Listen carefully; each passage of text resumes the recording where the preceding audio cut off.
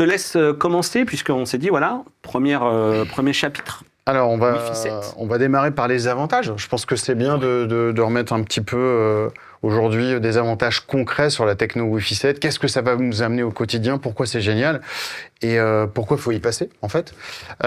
Le premier point, parce qu'il y a 7 avantages que j'ai vraiment sortis, c'est la première fois que le Wi-Fi est plus rapide que le filaire. Alors, ça devient une réalité parce que le Wi-Fi 7 permet d'avoir des débits de base. Un produit, un smartphone compatible Wi-Fi 7 va permettre d'envoyer et de recevoir un flux à 5,8 gigabits. Donc ça, c'est important de se dire qu'il y a une réelle différence. On a multiplié le débit par 2,5 par rapport au Wi-Fi 6 et au Wi-Fi 6E, qui lui plafonnait à 2 Go 4.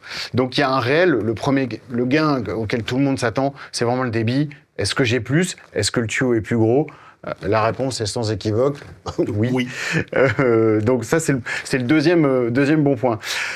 Le troisième point sur les avantages, nouveau standard, mais on ne change pas les bandes de fréquence. Ça, c'est extrêmement important. Ça, c'était le défi de l'année dernière, un petit peu plus même. Fin 2022, du coup, 2023, ça a enquillé derrière. Enfin, il y a eu du temps.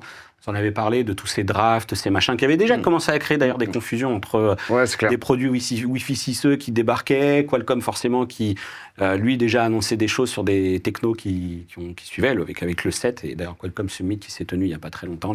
Donc vas-y, je te laisse reprendre, pardon. Mais donc, ces bandes de fréquences, elles restent bien les mêmes. Donc aujourd'hui, le Wi-Fi 7 utilise bien les mêmes bandes de fréquences que le Wi-Fi 6E, c'est extrêmement important, on va y revenir. Donc on a bien le 2,4 GHz, la bande historique, on a bien le 5 GHz qui est la bande par défaut, et on a bien évidemment la bande de 6 GHz qui a été introduite avec le Wi-Fi 6E.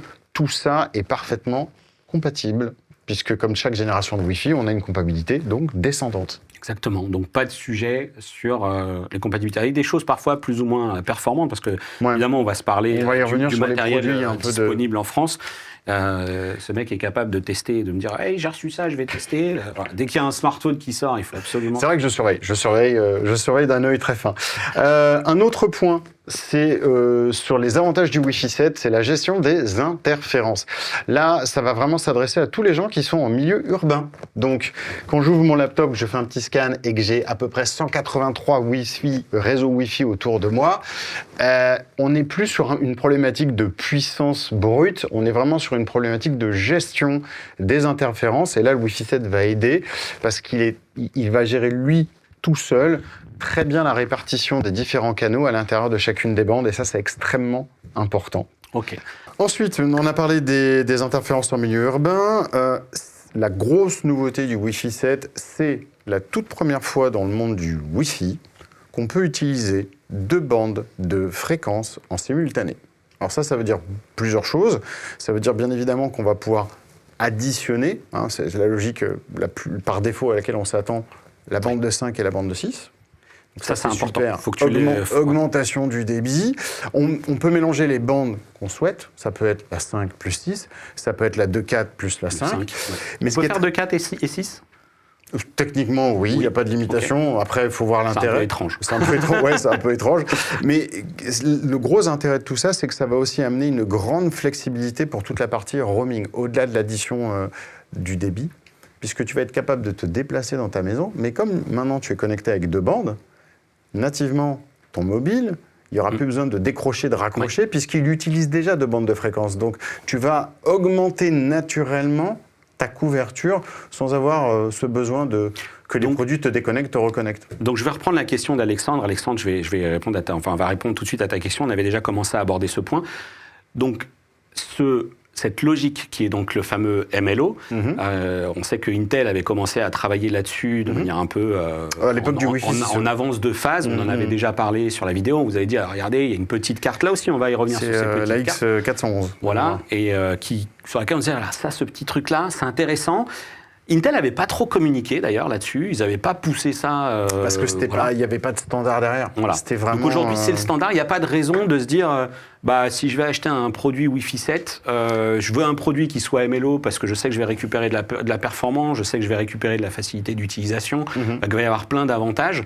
C'est dans le standard. C'est dans le standard, c'est un bénéfice du standard, ça fait partie des core features que tu vas trouver dans tous les produits. Et on y reviendra, effectivement, il y a des choses qui des fois sont cutées, mais celle-là, elle y est.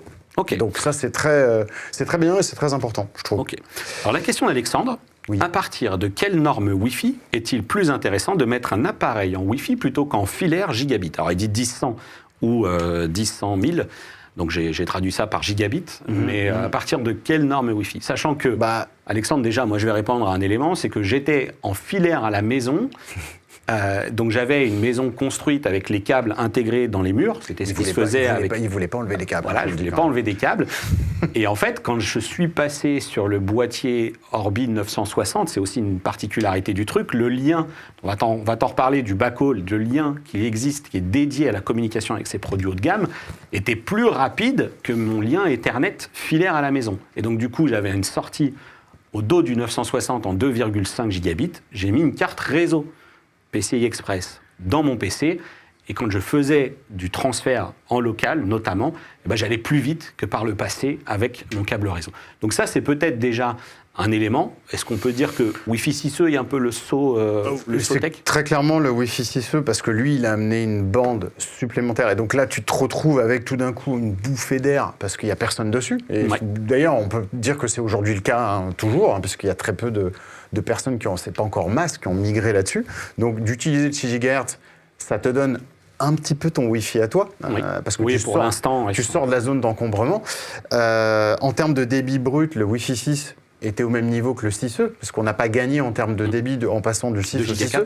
C'est 2,4 gigabits, 2,4 gigabits pour chaque périphérique que tu vas connecter. Donc, à partir du 6, on peut commencer à avoir cette logique de se dire, allez, j'enlève. Après, c'est pareil, on sait que plus on monte dans ces fréquences, plus la portée est remise en question aussi. Donc c'est pour ça qu'il y a des solutions comme ça qui existent, du Orbi, avec un maillage, et qu'il y a des solutions comme celle-ci qui sont plutôt dédiées soit à du plein pied, soit à des appartements. Donc j'espère que ça répond à ta question. On va revenir. Et donc le dernier point, il en manque un. Parce que j'avais des questions, j'hésitais à la prendre. Il en manque deux, les avantages, la latence. Historiquement, le Wi-Fi n'est pas un standard auquel on pense quand on va jouer. Pourquoi ? Parce qu'on se dit qu'il y a du lag, ou qu'on pense même sur des transferts réseau. Si tu veux, historiquement, tu n'utilises pas le Wi-Fi pour faire des lourds transferts. Ça, c'est fini avec le Wi-Fi 7, puisqu'on a une latence qui est divisée par 100. Donc, pour vous donner un ordre d'idée, une très bonne ligne fibre, c'est une latence très bonne ligne, c'est en dessous de 5 millisecondes, sachant que tu as des lignes qui peuvent aller à 5, 6, 7, jusqu'à moins de 10 millisecondes. En divisant la latence du Wi-Fi par 100, tu te retrouves dans les mêmes zones que ta ligne fibre. Donc aujourd'hui, tu as une techno Wi-Fi qui va aller aussi vite que ta connexion fibrée. Donc là, ça ouvre le spectre à tout ce qui est gaming. Ce qui n'était pas trop possible avant, c'est-à-dire on se disait pas je vais jouer en ligne, ça va laguer. Je l'ai fait, j'imagine qu'à moins de... Enfin, il y a toujours des logiques d'amélioration sans doute du ping également. Donc ça, c'est un gros point fort, aussi, et c'est dans le standard. Et c'est ça, c'est que désormais, c'est dans le standard, et que du coup, on peut espérer avoir un truc bien perf. Et le dernier point, c'est une adoption qui est absolument rapide, puisqu'on peut dire qu'on est dans l'année 1 du Wi-Fi 7, depuis le début de l'année. On a déjà plus de 360 ou 380 produits disponibles, et ça continue d'accélérer. Je ne compte pas tout, parce que je ne peux pas compter tous les laptops, mais ça va très très vite, et il y a beaucoup de produits qui sortent et qui embarquent directement le Wi-Fi 7. Parce qu'il n'y a pas de changement au niveau des bandes de fréquence, ça facilite. Je vais reprendre juste... tu veux finir? Non, on a fini, ça y est. On se fait un truc, parce qu'en plus, c'est raccord, tu as parlé du gaming. Oui. On a par exemple T Carpenters, mais il y avait Mathieu également qui rebondissait sur cette partie-là. Il disait, mon casque VR est Wi-Fi 7, il peut monter à 4822 mégabits par seconde au max. Alors en plus, attends, moi je disais, j'ai toujours cette partie, il y a le bon et le mauvais chasseur, il y a le bon et le mauvais Wi-Fi 7. Et dans les casques, en l'occurrence, déjà 4 casques de VR, il n'y en a qu'un seul déjà. Il y a le MetaQuest 3 et le 3, les MetaQuest, ils sont 6E, et le 7, Celui de chez de chez HTC, le Focus Vision. Non, c'est un autre qui est sorti. sorti. Le Pimax Ultra, peut-être, qui est 7. Non, c'est un qui est sorti il y a 2 mois. Apple Vision. Non, c'est du 6. Les gens, et je sais qu'il y a Mars qui nous a rejoint, donc j'ai pas ma fiche sous les yeux. En tout cas, la question qui nous était posée, c'était, j'ai grosso modo, il a un débit de 4,8 gigabits possible, seulement pour l'instant. Du coup, ça défile dans les chats. Les applications comme Virtual Desktop sont calées sur 600 mégabits. Alors oui, il y a des limitations. Après, on sait que Virtual Desktop et son éditeur Geekodin travaillent sur tout ce qui est encodage également, notamment avec la prise en charge de l'AV1, etc. Et déjà, quand tu arrives à sortir 600 mégabits dédiés au casque, on est déjà quand même plutôt très très bien. Ouais. Donc l'idée, c'est vraiment, encore une fois, de désaturer ton Wi-Fi et de trouver peut-être la solution qui va te permettre soit de créer un réseau dédié gaming, de capitaliser sur la latence qui, comme tu le disais, finalement est presque plus importante que ces très hauts débits qui peuvent être annoncés. Cette latence pour le gaming est plus importante. Même si tu streams... In fine, ce débit qui est très très haut, qui est un peu la promesse qu'on met en avant finalement dans le quotidien, est-ce qu'on va vraiment aller chercher une expérience plus fluide ou est-ce qu'on va aller chercher un débit optimum ? Parce que tu vas te retrouver bloqué de la même manière si je passe au côté gaming avec les serveurs. Quand tu dois télécharger des gigas de données parce que tu mets à jour ta console, tu mets à jour ton jeu, tu mets à jour tes jeux, tu as les serveurs qui vont te bloquer de l'autre côté. Donc, bien sûr. On arrive à une génération de produits Wi-Fi où le réseau domestique redevient plus rapide que les connexions alors qu'on était dans la logique, inverse. Sur un opérateur qui te propose effectivement ces 8 gigabits symétriques. Derrière, après, c'est logique. Alors, attendez, il faut que je rajoute mon truc, SFP machin plus, que j'achète ma carte 10 gigas. Bon, on sait que, voilà. Puis après, il y a les box opérateurs qui, parfois, selon la qualité des offres, qui te font des offres 2 gigas avec des ports Ethernet 1 giga au cul des box. Je pense qu'ils se reconnaîtront, c'est très, très intelligent. Est-ce qu'il y a d'autres questions ? Il y en a d'autres. C'est plutôt une réflexion que Samy nous fait. Wi-Fi 6E, max 1 giga 3. Non, on y a plus. Par défaut, c'est 2,4. Voilà, tu le verras. 2,4 gigabits sur la bande des 5 et sur la bande des 6. Mais il dit max en pratique. En fait, là où je me permets de te dire que effectivement c'est plus, c'est que moi je suis à 1 giga en maxant ma ligne. Mais est-ce qu'aujourd'hui, avec. Sur le 6E, en max, t'es. Ah oui, parce que il faut faire une différence entre le débit cumulé. Et voilà, il faut faire une différence entre ce qu'on appelle le débit du FI, c'est-à-dire physique, PHY, c'est-à-dire c'est le débit maximum de ta connexion. Un moyen très important pour le vérifier sur un PC ou sur n'importe quel mobile. On va vérifier effectivement à quelle vitesse on va se connecter. Donc ça va être le débit maximum de cette connexion. Et après, bien sûr, c'est du Wi-Fi, donc du sans fil. Un 6E va pouvoir te sortir effectivement 1 giga, 3, 4 sont trop de problèmes. Ça va être difficile de monter au-dessus. Chose qui est très différente avec le Wi-Fi 7, puisque là, on monte très vite à 3, 3,5 en réel. Bien que le débit annoncé soit maximum physique de 5,8. Donc 5764 pour être très précis. Mais c'est normal d'avoir ces écarts, puisque là, on est sur une technologie sans fil. Donc forcément, plus tu vas t'écarter. Donc bon point de Samy, qui a remis l'église aussi au milieu du village. Et vous savez de toute façon que quand vous allez dans les paramètres de connexion de votre smartphone et de vos périphériques, alors Mac j'en sais un peu moins, mais sous Windows c'est assez simple de vérifier et vous verrez qu'on va vous afficher justement quelques petites captures d'écran qui ont été faites en vrai par Lionel. Donc voilà, donc c'est bien le Pico 4 Ultra qui est Wi-Fi 7, c'est bien à lui qu'on pensait. Donc merci, salut Mars et merci Guillaume qui nous l'a rappelé. Mig Mujiwara a bien compris de qui je voulais parler sur Twitch, donc bienvenue à toi également et bienvenue à tous ceux qui nous rejoignent. Bonjour, nous dit Frédéric de Lille. Pourquoi sur la Freebox Ultra, mon débit était moins bon que le Wi-Fi 6E de la Livebox 7 ? J'ai des appareils en 6E et pourquoi prendre un Netgear ? Merci. Alors, soit on se garde cette question, soit tu veux juste parler déjà un peu de la structure peut-être base. Comment ça se passe, les logiques d'antenne peut-être. Pour dégrossir et sans rentrer dans le super détail maintenant, il y a une grosse différence technologique entre le Wi-Fi qui est intégré dans la Livebox 7 et qui n'est d'ailleurs pas du 7 et qui est du 6E, et le Wi-Fi 7 qui est intégré dans la Livebox Ultra qui est moins disant que ce qu'on va trouver dans le Wi-Fi 7. C'est une question de flux, c'est une question de stream.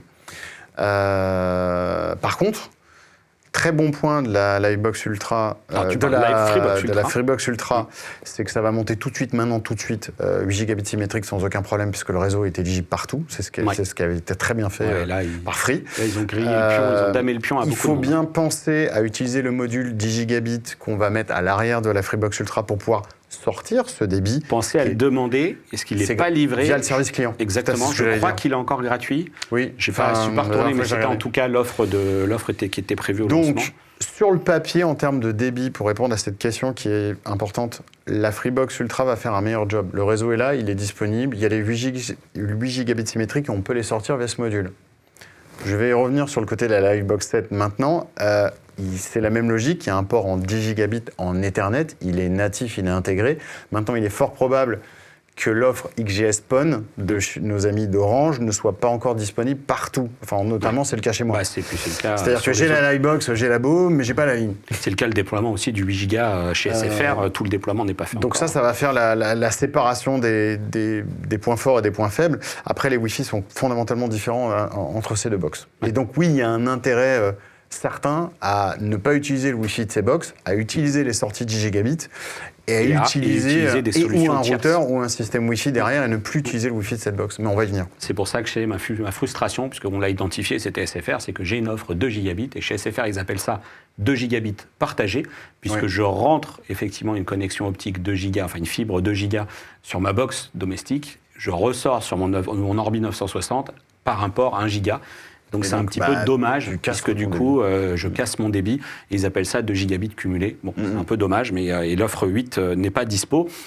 Petit constat, Mounir, Wi-Fi 6 Orange, ping 8 millisecondes, descendant 1 giga 99, montant 1 giga 44. J'ai aussi la fibre 8 gigas, 7.3 et quasi 7.4 en descendant. C'est bien. Et 8 en montant, a priori, c'est un problème. Donc c'est quand même des débits qui bourrinent bien. De toute façon, ça s'est vite affolé. Hein. On a eu beaucoup de captures d'écran sur les trucs Wi-Fi, sur les trucs débit. Sur cette typologie de débit, il ne faut pas utiliser les Wi-Fi intégrés dans les box. Parce que d'autant très dur à sortir. Je le rappelle, on l'avait quand même assez vite identifié. Je vous en avais parlé sur les vidéos des Freebox Ultra. Les antennes ne sont pas amplifiées. On sait que Free s'est donné un challenge du tarif. Ils se sont donné aussi un gros challenge de taille et de consommation énergétique. C'était vraiment dans leur discours, tu te souviens. Ils voulaient vraiment arriver sur un produit qui consommait peu en énergie. Et donc, du coup, ils en étaient arrivés à faire des choix, certaines limites techniques. Des choix technologiques qui fait que le produit est compact. Mais en Wi-Fi et en radiofréquence, c'est ce que je dis toujours, la réduction, c'est pas bon. Pourquoi ? Parce qu'on a besoin de ces antennes. Parce que par définition, c'est du sans fil. On a besoin d'antennes, on a besoin d'amplificateurs pour que ce signal il parte et il puisse sortir au-delà des 1 mètre autour de la box.